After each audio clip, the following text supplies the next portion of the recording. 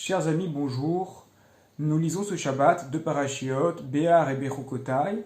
Nous allons nous attacher à regarder la première d'entre elles, notamment un verset, la parasha Béar, chapitre 25, verset 17. L'otonu ish et amito, un homme ne lésera pas son prochain.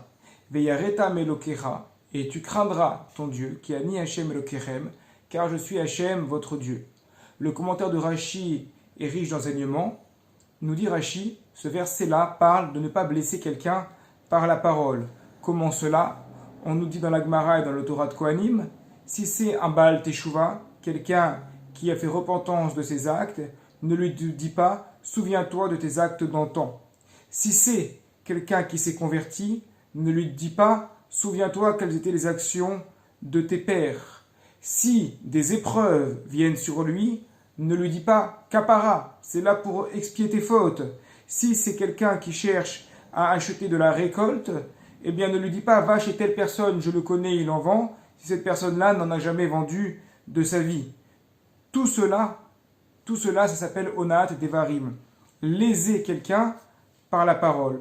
Rashi continue en disant ne pas blesser quelqu'un, c'est-à-dire ne pas lui donner un conseil qui ne lui convient pas, mais on lui donnerait ce conseil uniquement pour tirer un profit pour nous-mêmes. Cependant, si tu dis, mais qui saura si le conseil était pour aider l'autre, ou si le conseil était au contraire pour déranger l'autre dans son profit personnel. Sur ça, la fin du verset nous dit, et tu craindras Hachem ton Dieu. C'est-à-dire, Hachem, il connaît les pensées de l'homme, il connaît les pensées de la femme, il connaît les pensées de tout le monde. Donc chaque chose qui est cachée, qui dépend du cœur, eh bien, Akadosh Baruch Hu, seul lui les connaît et ça ne faut pas l'oublier. Dans la Gemara Sanhedrin, à la page 76, on nous dit fais attention à celui qui conseille selon sa propre vue, selon son propre objectif. C'est-à-dire, par exemple, si deux personnes avaient du lin à vendre et l'un des deux va demander à son ami, à son collègue, est-ce que tu penses que je dois vendre mon stock maintenant? L'autre lui dit oui, je pense qu'en le vendant maintenant, tu arriveras à le vendre. Alors c'est vrai que celui qui va le vendre va réussir à en tirer de l'argent et peut-être qu'il va en tirer un bon prix. Mais le premier, à quoi pensait-il?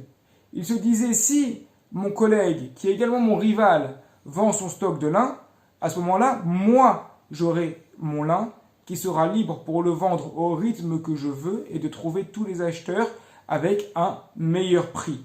Donc même s'il y a eu quelque chose de positif qui est arrivé pour la personne, à partir du moment où l'intention était mauvaise, c'est ça qui est condamné dans ce verset.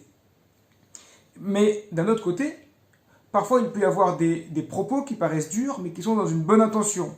Par exemple, si on lui dit « souviens-toi de ce que tu faisais », on peut le dire dans un bon objectif, simplement parce qu'on sait que c'est quelqu'un qui a la crainte de Dieu, on sait que c'est quelqu'un qui peut écouter des réprimandes, donc on le fait pour lui. Donc dans ce cas-là, ce ne sera pas mauvais. Si on parle à quelqu'un qui cherche de la récolte en lui disant « je ne t'ai pas dit d'aller chez celui-là », je t'ai dit d'aller chez celui-là parce qu'en vérité, il ne vend pas de récolte, mais moi, quand je te dis ça, je pensais qu'il en vendait. Alors à ce moment-là, évidemment, même s'il n'en vend pas, puisque l'intention était bonne, c'est l'intention qui va compter. Et sur cela, on dit, un véritable conseil, seul Akadosh Baruch Hu sait si ce véritable conseil a été donné pour l'autre ou contre l'autre. Il y a une histoire qu'on rapporte à ces sujets, à propos du Saba Mislabotka. Il était vieux, il était âgé, et il avait besoin qu'on lui prépare ses repas. Il y avait un jeune homme qui était préposé à la préparation des repas. Et il lui faisait un plat magnifique, extrêmement bon, que le sabbat de Slabotka dégustait toujours avec plaisir et avec ferveur. Un jour, ce jeune homme a dû partir pour voir ses parents pendant quelques semaines. Il a donc été remplacé par un autre jeune homme. Cependant, le plat que préparait le nouveau cuisinier était bien moins bon pour le sabbat de Slabotka. Malgré tout, le sabbat le mangeait. Mais les gens qui étaient autour de lui ont vu qu'il ne lui trouvait pas autant de saveur que le plat qui était préparé par l'ancien cuisinier. Lorsque le cuisinier est revenu, le jeune homme, il a vu que la manière de préparer de son remplaçant n'était pas très bonne, il n'était pas content, Et il s'est empressé de foncer à la cuisine, et à la cuisine, il a préparé le plat que le sabbat aimait. Et il s'est empressé de l'amener lui-même au sabbat de Slabotka en lui disant, voilà, je suis rentré, je vous donne votre plat. Le sabbat de Slabotka a commencé à manger. Et tout d'un coup, il s'est mis presque à recracher. Et ceux qui étaient autour de lui ont pris peur. Ils lui ont dit, qu'est-ce qui se passe? Il n'est pas bon. Il lui dit, non, ce plat-là, il a le goût de la rancœur, de la jalousie. Comment ça, le goût de la rancœur? Qu'est-ce que ça veut dire? Ah, il a expliqué. Lorsque je goûte ce plat, j'ai l'impression, je ressens le goût de quelqu'un qui a voulu se mettre lui-même à l'honneur sur le dos de l'autre. C'est-à-dire que le cuisinier qui avait vu que quelqu'un l'avait remplacé, il s'est empressé de faire le meilleur plat en revenant pour bien montrer qu'il était supérieur à son remplaçant. Et donc en voulant faire plaisir, parce qu'il voulait évidemment faire plaisir, au sabbat de Slabotka, en même temps, il avait l'intention d'abaisser son remplaçant. Et donc c'est voilà bien une illustration que le conseil que l'on va donner. Est-ce qu'il est bon? Est-ce qu'il n'est pas bon? Il peut apporter du bien, mais en réalité tout dépend de l'intention. Et c'est ce que nous dit Rashi ici, l'otonu ish et amito, ne pas léser l'autre par la parole.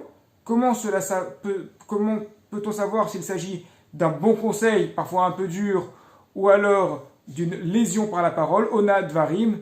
Eh bien ça, c'est Akadosh Baruch Hu qui voit ce qu'il y a dans le cœur de chacun, et à chacun de nous de prendre nos responsabilités et de nous regarder en face et d'essayer d'être meilleur avec nos prochains. Refoua Shélema pour les malades, une bonne santé à tous, et Shabbat Shalom en prévision de ce Shabbat, Béa Berukotai.